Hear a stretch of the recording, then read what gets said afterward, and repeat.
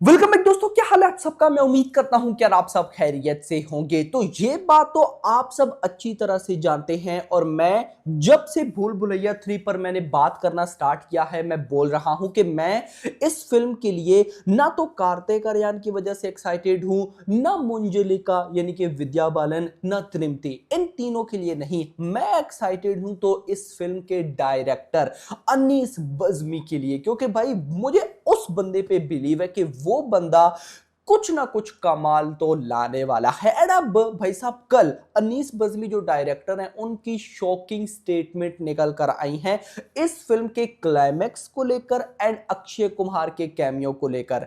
अब दोनों ही इंपॉर्टेंट चीजें हैं, दोनों ही कमाल की न्यूज से भरी पड़ी हैं। क्या हो उन्होंने बोला, क्या होने वाला है, मैं सारी चीजें आपको बताने वाला हूं। मजा आने वाला है गाइस। वीडियो को लाइक जरूर करना, चैनल को सब्सक्राइब भी जरूर करना ताकि गाइस ऐसी कोई भी लेटेस्ट अपडेट आपसे मिस ना हो। तो सबसे पहले गाइस देखो, उन्होंने क्लाइमैक्स के बारे में क्या बोला मैं आपको वो बताऊंगा। उसके बाद भाई आप अक्षय कुमार की लास्ट में मैं आपको न्यूज दूंगा। जो डायरेक्टर अनीस बज्मी हैं वो कहते हैं बेसिकली हुआ क्या, भूल भुलैया 3 के 2 क्लाइमैक्स शूट किए गए हैं। 2 क्लाइमैक्स मेरा भाई।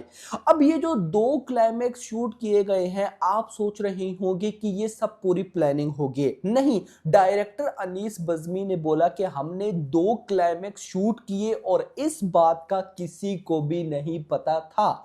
इवन तक के कार्तिक आर्यन, त्रिमती दिमरी या जो भी कास्ट थी या जो भी प्रोडक्शन हाउस थी, किसी को भी नहीं पता था कि मैं दूसरा क्लाइमैक्स सीन भी शूट कर रहा हूं। मैं टीम को यानी कि जो एक्टर्स थे मैं उनको बोलता था गाइस मजा नहीं आया, फिर से करेगा। इस चक्कर में उनको तो पता था कि यार डायरेक्टर को मजा नहीं आ रहा तो हमें शूटिंग दोबारा करनी पड़ेगी। मैंने इस चक्कर में उनसे एक और क्लाइमैक्स शूट करवा लिया और अभी ये किसी को भी नहीं पता कि फिल्म के एंडिंग में मैं कौन सा क्लाइमैक्स देने वाला हूं। और जब आएगा तो सब शॉक्ड हो जाएंगे। क्या बोलते हैं वो सुनिएगा, मतलब कमाल बात, कमाल हो गया। कहते हैं ही सेड यानी कि डायरेक्टर अनीस बज्मी कहते हैं only myself and 3 others, यानी कि सिर्फ मैं और 3 गाइज ऐसे और लोग हैं। ऑफ कोर्स गाइज वो जो 3 और लोग हैं वो प्रोडक्शन के ही लोग होंगे। तो only myself and 3 other team members know the actual ending. We shot 2 climaxes and the team was not even aware of why.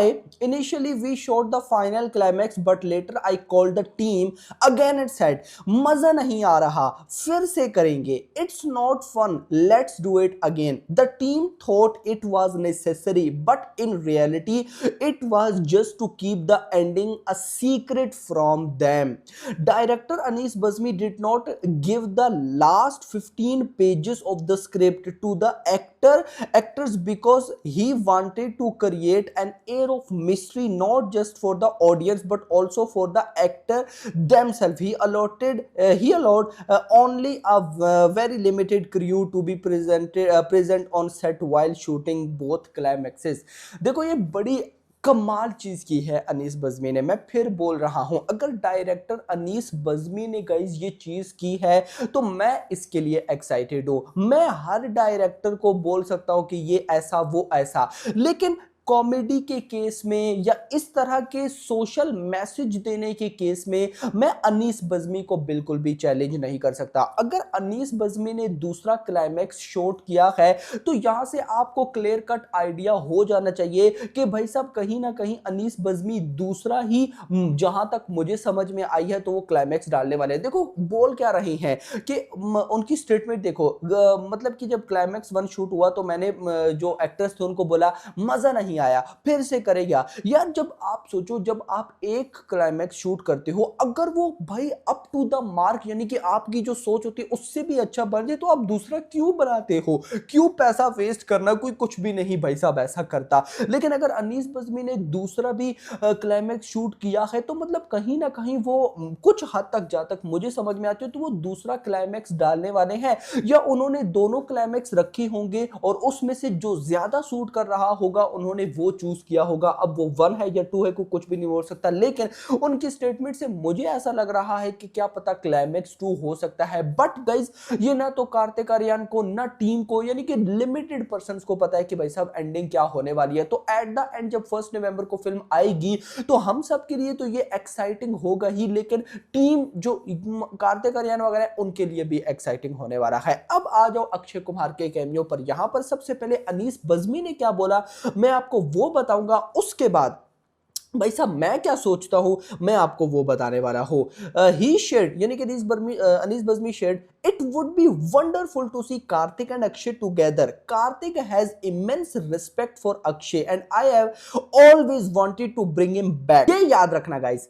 While acknowledging the challenges, Bazmi added, if something like this happens, I'll be the happiest person. I'll keep trying to write something good enough to bring Akshay ji back. If you are writing for him, it has to be strong. So he feels, yes, this is worth it. अब देखो मैं जहां तक समझ पाया हूं, अनीस बज़मी ने clear cut बोल दिया है कि अक्षय कुमार का कोई कैमियो नहीं है। बट अगर उन्होंने क्लाइमेक्स 2 भी शूट किया है तो हो सकता है उन्होंने क्या पता सीक्रेट वे में अक्षय कुमार को भी ऐड किया हो। रीजन हमें नहीं पता कि क्लाइमेक्स 2 में भाई साहब क्या क्या होने वाला है, टीम को भी नहीं पता, यानी कि अनीस बज़मी ने उसे सीक्रेटली जो उनके सिर्फ माइंड में था उसको शूट किया है मेरा भाई। तो उसमें डेफिनेटली अक्षय कुमार रिटर्न हो सकते हैं, क्योंकि मंजुलिका भाई साहब विद्या बालन का रिटर्न, मतलब अगर वो वापस आ सकती है और उससे भी पहले की कहानी यानी कि